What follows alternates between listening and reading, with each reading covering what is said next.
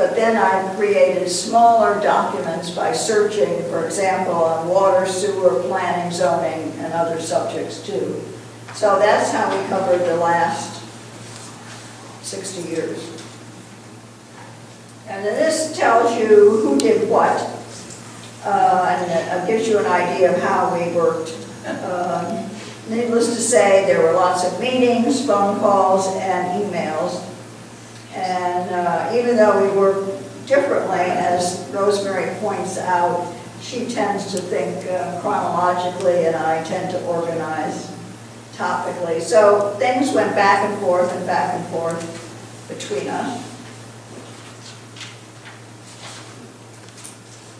The rules that we decided to use for culling material from what we had, because obviously we had too much, as Susan pointed out, was to try and find things that added something new to the story of Jamestown.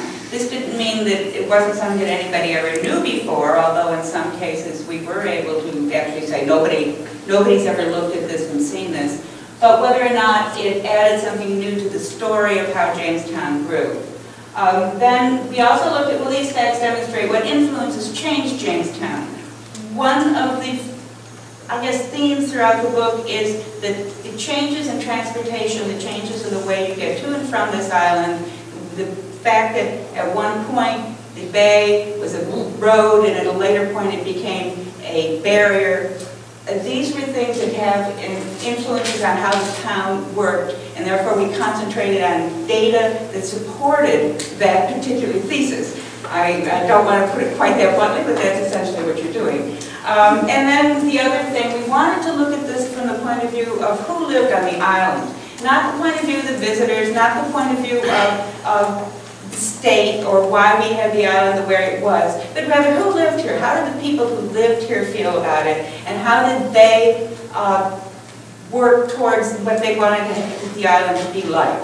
So those were our rules that we wanted to follow, and as we did this, meant that we emphasized certain things and we de-emphasized certain things.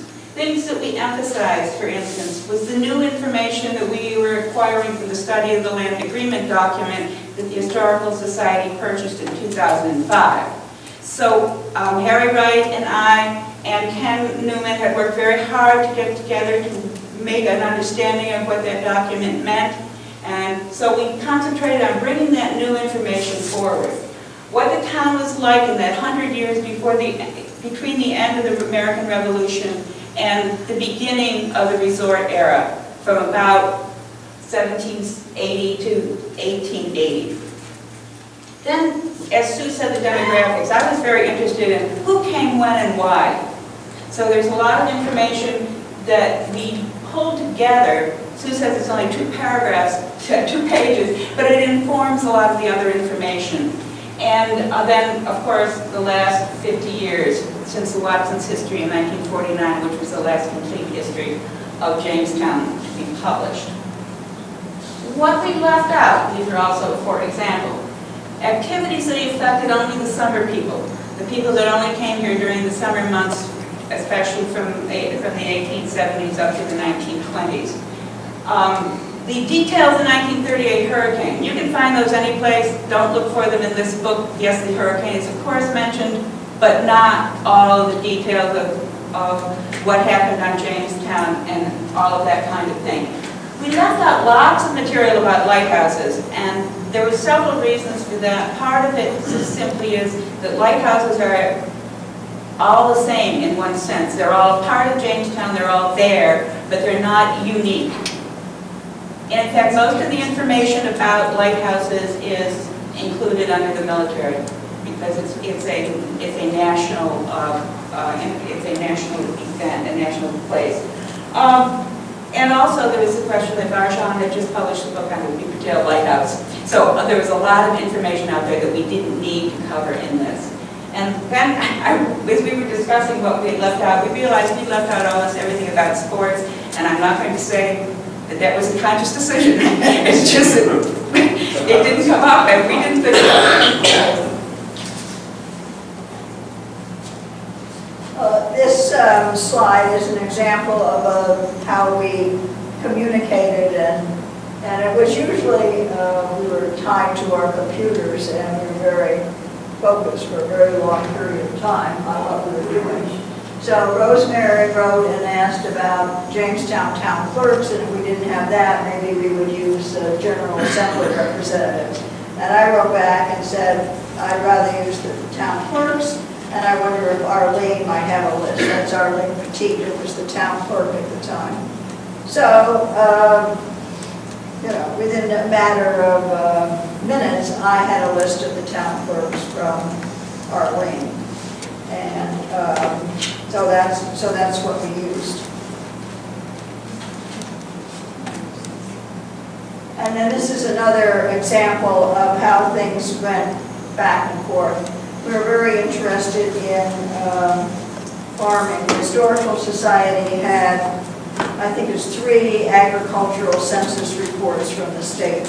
The first one being 1885, and Rosemary wanted to know if there were others and if town reports would have anything. I've had frequent contact with Ken Carlson at the State Archives for many years, and he said, well, we have some tax lists for Jamestown starting with 1790, so why don't you come and look at those? So we saw the actual documents, and Rosemary took pictures, and that information was very helpful. And you can see, I don't know if you recognize this house, it's at the corner of High and Old Walcott. Old Walcott. It was built by John Howland after he sold his farm and made money. It was a funeral home for many years. I think it's on the market right now, but it has a very different front.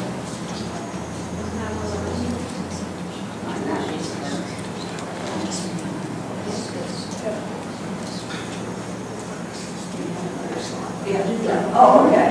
So these are, for some reason, Rosemary picked these 2 memos that I wrote. I figured one said great peace and the other said keep it I need a lot of reining in because I get very, as some people might know, I get very attached to tiny details of information. And one of which, for example, was these peach stones that were collected for gas masks in World War I. So this was a piece of information that was negotiated, and I think I must have whined a lot, and Rosemary was tired of hearing me whining, so it got into the book. Another example is something that I said to myself, not something I said to Rosemary, about keeping it simple, and that was my obsession with details and needing to remind myself where all this information is that I've collected in the past and finding it. Okay, that all led up to the actual miracle of getting the book done. And we did it on time. I'm very, very proud of that. And anybody who's ever been involved in editing or in publishing knows that having 2 authors who get together and get their photographs in on time with their captions and their text in on time, even if it's 3,000 words over, is practically a miracle. We did have 4 photos rejected. 2 of them we had actually known were marginal. For instance, the bottom one, which is a picture of Thorncroft on Narragansett Avenue. We were worried the resolution was too low, and they returned it saying, yes, that resolution is too low. And we had actually sent them a different picture of Thorncroft anyway, so there wasn't really a big difference. The one we really were a little upset about was this one up here that says, too busy. That is a montage that I did for photographs that Peter Marcus did specifically for us of all the buildings that Jamestown had built or renovated in the 1990s, with the exception of the, 1990s to the early 2000s, with the exception of the town hall.